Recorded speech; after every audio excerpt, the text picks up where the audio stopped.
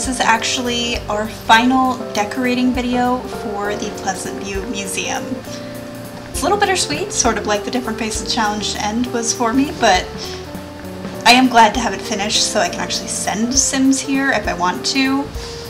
And I kind of saved something exciting for last, which is the kids space. I wanted this to be really colorful. Initially my thought was like a woods theme, but we go through a couple of themes before we settle on what it's actually going to look like. I definitely wanted some fun wallpaper. I didn't really like the one that I had placed, it just didn't seem right, but we do get one that works. For a while there I went a little undersea with it, and then I think I'd go spacey even. Like I was struggling a little bit with the way I wanted to go, but I think what we ended up coming up with was the right move. But yeah, this means that the only thing left to do is I want to do a museum tour where we actually walk through, and it's not a pre-recorded sped up video, we just kind of walk through. Maybe I'll bring some Sims here and do it that way. And we're done, we're completely finished. Which means I need to find another build project because y'all know me, I love to build. I actually think next I need to build a salon for Dina Caliente. But it needs to be kind of cheap because she doesn't have a lot of money and she'll have to buy it. So I don't know. You'll see I kind of grabbed a couple things that I was like, alright, these are going to take up a lot of space, or, you know, otherwise are going to create like a whole section, so I wanted to make sure I grabbed those particular items. I did want kind of little stations, little areas that kids could go to place to place to place if they wanted to.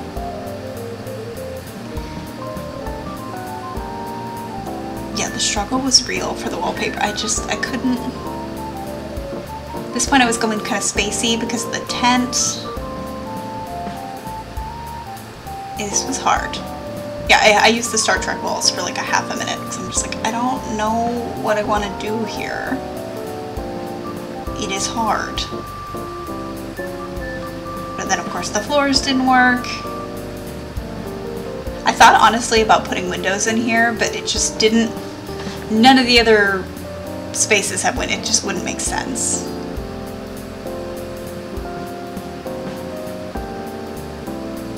But yeah, I knew I wanted the parrot.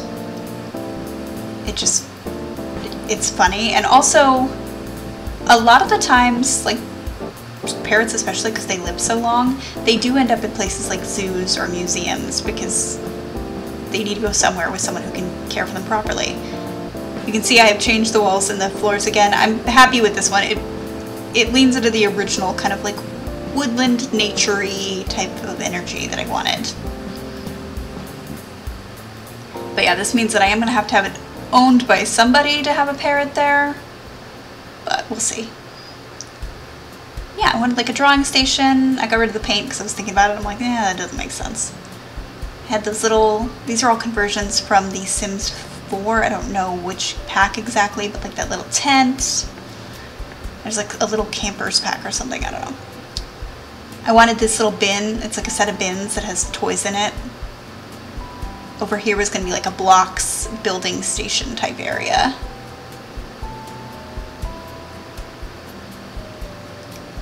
Sort of just where the toys are. Legos, of course. A little raccoon.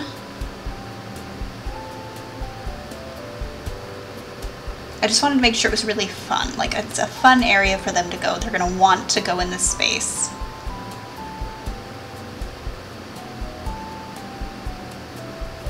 We had like the puppet theater. There's a bookshelf so they can read. There's also a TV in there. It's not perfectly on theme, but I don't care, it's cute. And I put these pillows on the ground kind of near the puppet thing, because the idea is like they sit on the pillows to watch the puppet show go on. And I just think it's really cute.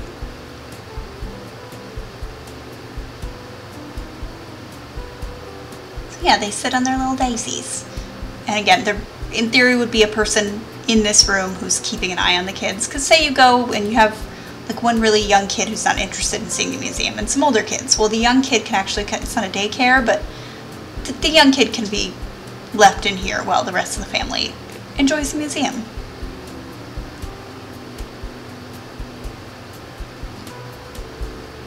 So just kind of putting pens and markers. I actually ended up putting a table in there because it didn't make sense to have it really on the floor, and I kept grabbing this. I was so irritated. I kept grabbing those, and I was like, I want the little bunny cat thing, whatever it is.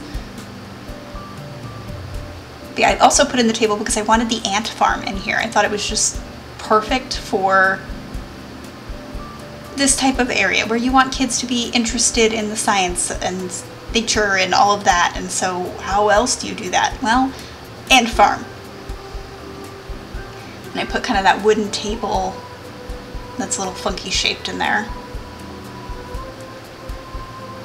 And I think it worked out really nicely. I did have to put the ant farm on an OMSP, but that's okay. And the cute little tent with the raccoon on the top. So cute. And little rockets. I just think this is a cute, really fun, quirky space. Which is exactly what I was going for. I don't think we have too many yeah, it would be like toddler child age Sims, but they're coming. Nina just had a kid. And now for the plants. Because of course if it's going to be a nature themed area, we need to have lots of plants.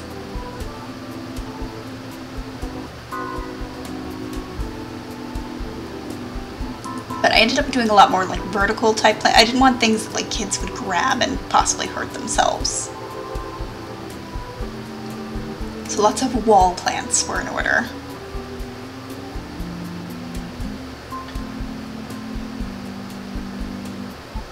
I love these wall succulents.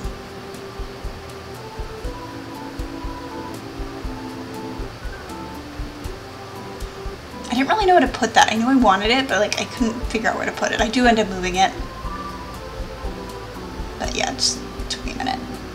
I just had to do like a little divider with the plants just to help keep the bird calm.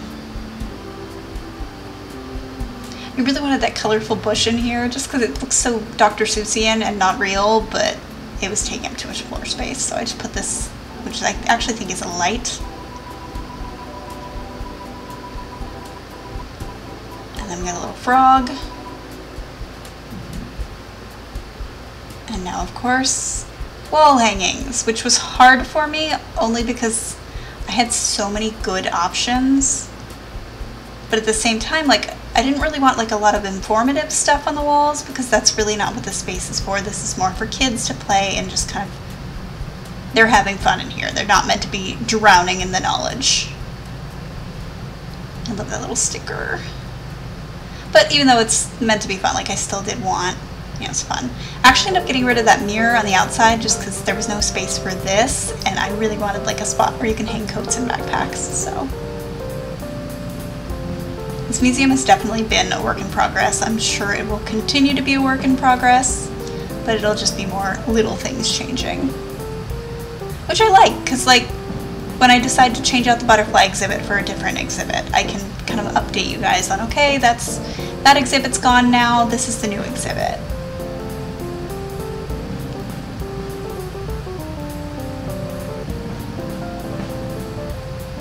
Deer head, these little flowers. It needed to be cute in here. It needed to be super duper cute. And I believe I accomplished that. And then I had all the drawings because I wanted that by the little art stand. I like that picture. There's a lot that I really like, but I just didn't have the space. And I shouldn't have the space. Like, this shouldn't be a gigantic playroom. Like, it's meant to be just kind of small, again, thrown together. I couldn't decide where to put these. Like, here to entertain the kids, but like, it's also not the most up-to-date, high-tech, coolest place ever. It's just mom and pop type cute.